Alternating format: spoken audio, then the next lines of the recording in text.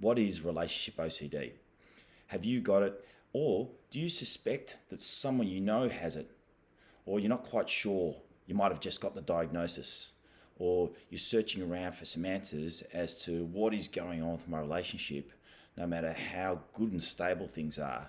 Or you might have had some relationships in the past where everything was going fine, but for whatever reason, you just gave it all up. So, is this you, relationship OCD? And are you experiencing some type of anxiety or internal pressure that's going on that is preventing you from having the type of relationship that you really want? Hi, my name's Andrew Halliday.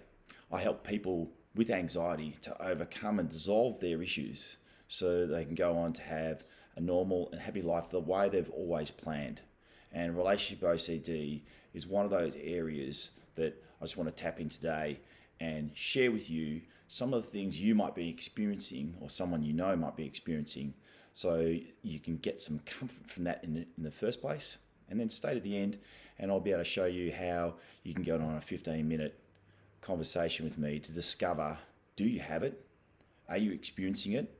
And what can you possibly do about it? Firstly, let's just have a look at the way that someone who has relationship OCD might be feeling. So if you're in a relationship and everything's nice and stable, then someone who has relationship OCD will be thinking that at some stage that this is going to go wrong. So they're going back and forth about, I don't know if this is right. They're indecisive as to whether it's going to go ahead and work out.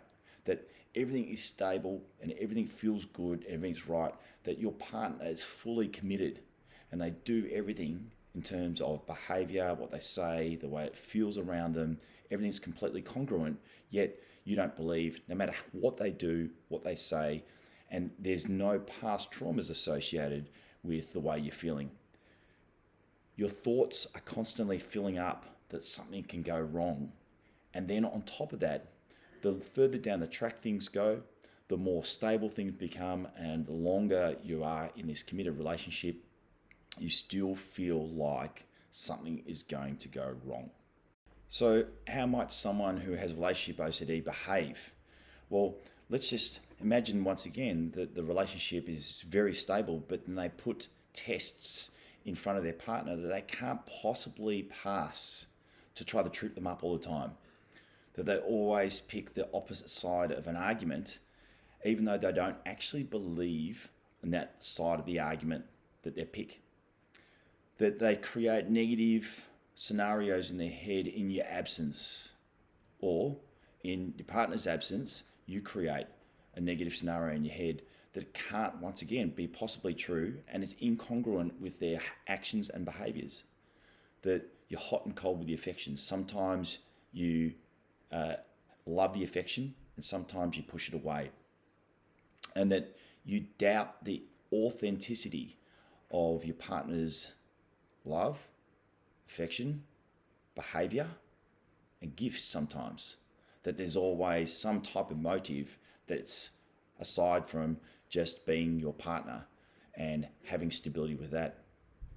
And you move to another room sometimes when they come into the room just because you're not quite sure what is going on with you. Do people say this to you or your partner? You're crazy, you guys are perfect for each other. Yet you don't feel that way and you feel strange for not feeling that way, even though you know it is actually perfect as much as possibly it can be. Or people might say, snap out of it, just give it a bit of time, you'll be right. But in your heart, you know that that is not true, that there is something wrong that doesn't feel right, even though everything about what your partner does is 100% exactly what you dreamed your future partner could be like. Or does your partner say, let's give it a bit of time, I'll give you some space, which is really what you don't want if you have relationship OCD.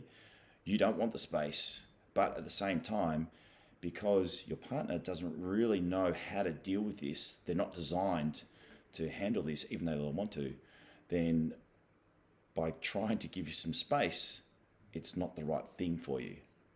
So what are some of the physical symptoms that you experience?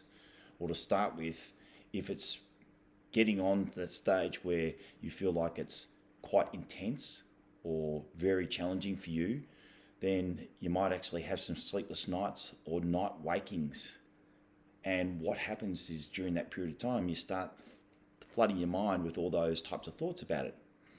You might feel some fear or anger, or that there's something wrong with you or your partner.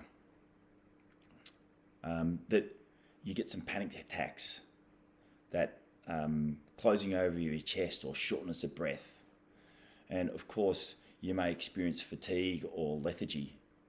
So some of all those symptoms may arise physically for you when you're dealing with, or someone you know is dealing with, relationship OCD. If you do have relationship OCD, or your partner does, what does it finally feel like when you haven't got an answer for it? And I'm not just talking about a diagnosis. I mean, I'm talking about a way to get out and that stuck feeling. Well, to start with, you feel like no one understands, that everything you've tried so far to get over it, nothing works. And finally, it might also feel like you're paralyzed because you've tried so many different things, and the more you try, you don't trust it's going to work. So you feel those other emotions associated with feeling frustrated, annoyed, sometimes angry, and panicky. So it's not a great feeling associated with this. You may sometimes want to push it away, but these are the core feelings of what's going on if you are, or someone you know is experiencing relationship OCD. So what can you do if you do have, or you suspect someone who's got relationship OCD is your partner? Well, to start with, you can go get a diagnosis, but you might want to start a conversation with them, and with no intent to actually get a result. The real aim is to acknowledge that something is going on and that that's okay.